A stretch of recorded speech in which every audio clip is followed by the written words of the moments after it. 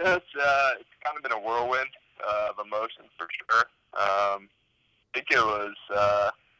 think the news broke officially last Thursday that they were kind of going to cancel everything and that all spring sports were done for the year. So it was kind of crazy because, Thursday morning our whole team was like packing up our stuff. Like we were getting ready to go to Louisiana. We didn't even think twice about it. We thought like maybe they would just cancel one of that and then, push things back a couple weeks and then we just keep playing. And then like 4 or 5 hours later we were just done. And then obviously at that point we, like especially the seniors, had no idea about eligibility, so we just thought our careers were over. So it was kind of up and down. It was really emotional. We were at the facility and just practicing and messing around, and all of a sudden we were all like, "Wow, what just happened?" So yeah, it's definitely been an emotional whirlwind for all of us. But you gotta just take it and move on, and life goes on. This is a lot bigger than sports, so I think as we've kind of accepted that, we've started to get over it a little bit, but it's still going to be kind of a weird feeling for a while. Yeah, I'm sure you haven't made a big decision here, but just the fact that the NCAA says they're likely to give extra eligibility, what's that mean for you personally, and what's that mean for you as if things get back to normal, when they get back to normal, what decision you have to make? Yeah, I mean, right now there's not really much. There's a lot to think about for sure. That's been the $1 million question. Is what some of us are going to do, but there's nothing going on right now. With there's no professional tournaments, there's no amateur tournaments, so there's nothing to go play in. But yeah, I'm going to need to consider whether the best option for me is to come back to school, or if it's going to be to turn professional this summer or whenever events start to kick up again, depending on how this starts to play out. But yeah, it's just going to be thinking about what's best for me in my future. Obviously, there's a sense of I've definitely got some unfinished business in Champaign. This is not the way I wanted to go out. Chasing our 4th Big Ten ring and getting to the national championship once again. So that's definitely sitting a little different with me right now. Usually on middle of March, we're getting ready to make our championship run. So I'm just gonna have to think about all those things and just consider what I need to do best for myself and everyone around me moving forward, because pro golf's always going to be there, but college ends. So I got to decide if I'm best to be now or a year from now. From the news that something that Coach Small just said was this team is so close and so tight that just even the prospect of all of you having to leave Champaign was pretty rough. Just what was that like, and then just I guess how have you guys maybe stayed connected with the whole team kind of scattered back home? Yeah. Those first couple of days were definitely tough. I mean, when you spend every day, every hour with these guys, you live with them. We all live in the same apartment complex. We live right across the hall from each other. We're together all the time, and then what brings a team together the most, I think, is when you all have a common goal and you're chasing a common goal together. That really unifies the team, and I think that's definitely made us the closest.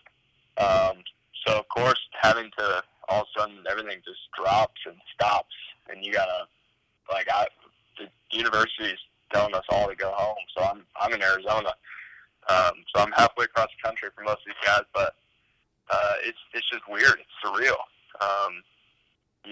From everything from 6 a.m. workouts together to practice every day and just grinding it out, trying to chase something, makes you definitely unified, and it's just weird. It's a surreal feeling. But the conversations were definitely tough. The goodbyes were definitely harder than usual, because when you have the ending kind of, and you see the ending coming, and you can expect it. Like when you get to the national championship, at the end of it, it's over. You're done. Your career's over. You say your goodbyes, and you're gonna have to move on. But when it just just out of nowhere hits you, it kind of makes things a lot harder. So, yeah, it was tough. Guys took it hard, for sure. But we're all staying connected. We're all still talking. I'll obviously keep them updated on my plans and what I'm preparing to do for next year. They'll be the first guys I tell. So we're just trying to take this, week by week and follow all the rules the government's given us and try to stay healthy and still keeping a positive outlook on the future. I guess kind of as a follow-up, golf is an individual sport, but college golf is, also about, the team. Has that just kind of been a unique part of it where you're playing this individual sport, but, you got this team behind you?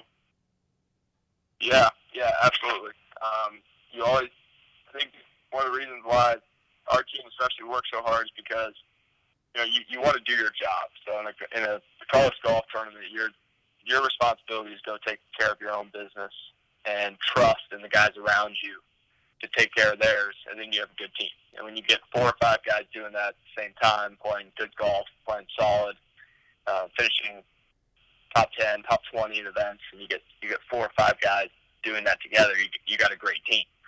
So I think as a whole, you want to work hard for yourself, but at the same time you want to do it for the guys around you, and just so they can, when they're on the golf course, they're not worried about their teammates playing well. They can just worry about themselves and take care of their own business. And at the end of the day, when it's all said and done, the guys around them did their job too.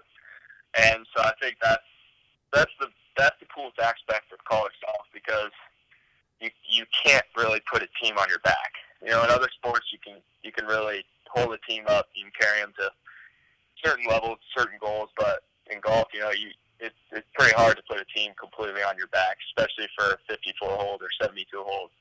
So I think that's one of the coolest aspects of college golf, and I think that's why it's super unique. Michael, when you tell the guys like Jerry and Adrian who are still here and can't go home, what's your contact been like with them? Yeah, I called them after I packed up my car and I started to drive home. I called them. I just wanted to make sure they knew kind of the magnitude of all this going on.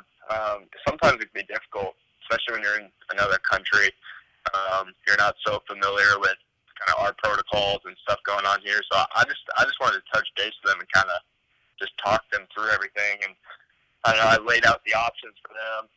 I told them, if you need anything, I know, like Tommy Cool lives 45 minutes away. Haroon lives in Champaign. Like they'll have places if perhaps from the way things are going, we might go into full 2-week quarantine.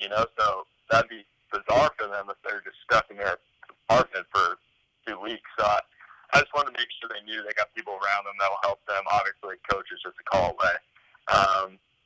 And I just made sure they were fully understanding if something like a 2-week quarantine happened, they would be able to kind of figure out what they were going to do next and how to take care of themselves. And so I've been staying in touch with them and just making sure it's hard. I couldn't imagine living in a country that I'm not super sure about and I could be uncomfortable with and I don't know a lot of people and that kind of stuff. So I've just been making sure that those guys are doing okay. I've been staying in contact with them quite a bit. So, I